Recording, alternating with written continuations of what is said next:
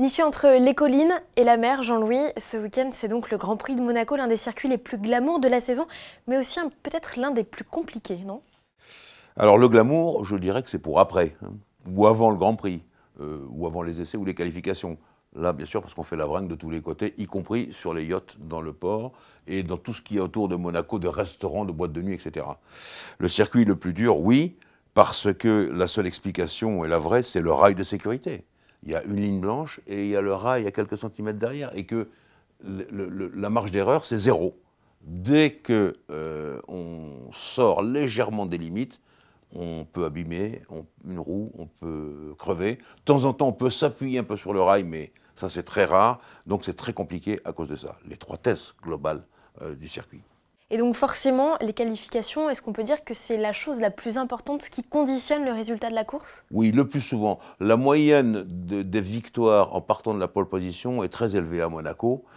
Et ce que vous dites devient encore plus aigu aujourd'hui, à savoir que les voitures sont beaucoup plus larges. Et qu'en l'occurrence, ça sera encore beaucoup plus difficile de dépasser.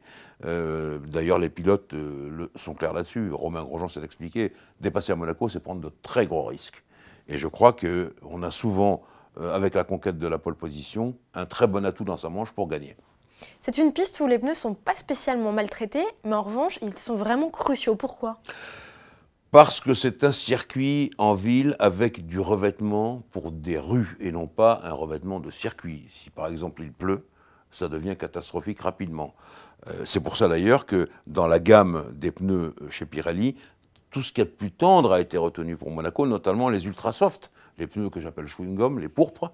Et d'ailleurs, vous voyez que dans le choix de certaines équipes, sur 13 trains de pneus, eh bien, il y en a qui ont choisi 11 trains d'ultra soft. Donc c'est énorme. Mais comme vous me dites pas très maltraité, c'est vite dit. Parce qu'à Monaco, tout est maltraité. Le pneu, non, quand même. Le pilote, parce que la voiture avec des appuis maximales, eh bien, c'est terrible à conduire, ça freine terriblement, c'est brutal. Les directions, il en faut une direction spéciale pour les épingles. Et puis je dirais le moteur. Le moteur, c'est les à-coups. Rémi Taffin, le chef motoriste de Renault, parle des bosses, par exemple. Et ça, c'est très compliqué pour les moteurs également. Ce sont souvent des régimes intermédiaires, et puis on va vers le haut des régimes, et ça descend. Finalement, c'est assez dur. Donc vous voyez qu'à Monaco, tout est sollicité, et c'est bien là que la question se pose. Qu'est-ce qu'on doit faire pour essayer d'enrayer tout cela? Alors c'est une épreuve où Fernando Alonso sera absent, il sera remplacé chez McLaren par Jenson Button. Et ce qui est plutôt amusant, c'est que pour le moment, le pilote britannique est retourné dans le simulateur. On peut pas dire que ce soit exceptionnel, il a fini 2 fois dans la piscine et une fois en tonneau, ou en tout cas en tête à queue. Faut s'inquiéter, Jean-Louis, rassurez-nous. Non, je ne m'inquiète pas. L'avantage de Jenson Button à Monaco, c'est qu'il est en très grande forme physique. Avec les Ironman, les triathlons, tout ça, il s'est maintenu. Il est fit à un point extraordinaire. Et à Monaco, c'est important. Alain Prost disait toujours, il faut se faire une voiture confortable. Confortable, ça ne veut pas dire conduire le coude en dehors du cockpit, non. Mais une voiture qui ne soit pas trop fatigante. Et là, Jenson Button, il a des atouts. En revanche, comme vous l'avez dit, il y a des réactions nouvelles sur la voiture. Le moteur aussi, il y a plein de choses différentes. Même s'il a gagné à Monaco, Jenson, déjà, ça va être plus compliqué pour lui. L'an passé, la hiérarchie, c'était Hamilton, Ricciardo, Pérez. Est-ce que Jean-Louis, cette année, on parie sur la même, ou alors est-ce que les Ferrari peuvent venir jouer les troubles fêtes? Je crois, je vais redire ce que je vous ai déjà dit, Géraldine, je crois qu'avec l'empattement court des Ferrari, elles peuvent très bien faire à Monaco, parce que sur ce circuit très spécifique, il faut beaucoup d'agilité.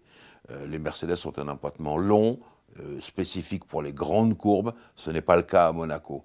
Donc je pense que dans cette hiérarchie que vous me donnez, celle de l'an passé, les Ferrari vont jouer un rôle important, d'autant que les Red Bull sont un petit peu pénalisés, et donc les Mercedes un peu aussi. Mais attention, Monaco, toutes ces finesses de réglage sont un petit peu à mettre à l'écart, parce que, on le sait, je l'ai déjà dit, braquage des ailerons au maximum, et là, peu importe, il faut accélérer et freiner, c'est ça l'important. Une dernière petite question, Jean-Louis, autour de Renault, qui fête cette année ses 40 ans de présence en Formule 1, et à cette occasion fera rouler 2 voitures, une RS01 et la RE40, conduites respectivement par Jean-Pierre Jabouille et Alain Prost. Pourquoi Renault a-t-il choisi ces modèles-ci? Alors, la RS01, c'est la toute première, et franchement, ça a été un événement pour nous. Vous n'étiez pas né, Géraldine, mais pour les vieux journalistes comme moi, un événement terrible, la Renault qui venait en Formule 1 avec le turbo. Et puis la Euro 40, c'est celle avec laquelle Alain Prost a failli être champion du monde en 1983.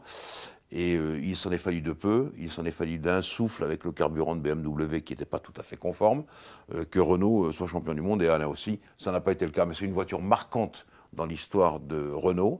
L'autre point important, c'est que le véritable anniversaire des 40 ans, c'est jour pour jour, Grand Prix de Grande-Bretagne et Silverstone, 16 juillet 1977, 16 juillet 2017, mais à Silverstone, il y aura également une grande fête autour de Williams. Car Williams a aussi un anniversaire à souhaiter à Silverstone, et donc Renault a préféré Monaco pour faire cette grande fête des 40 ans.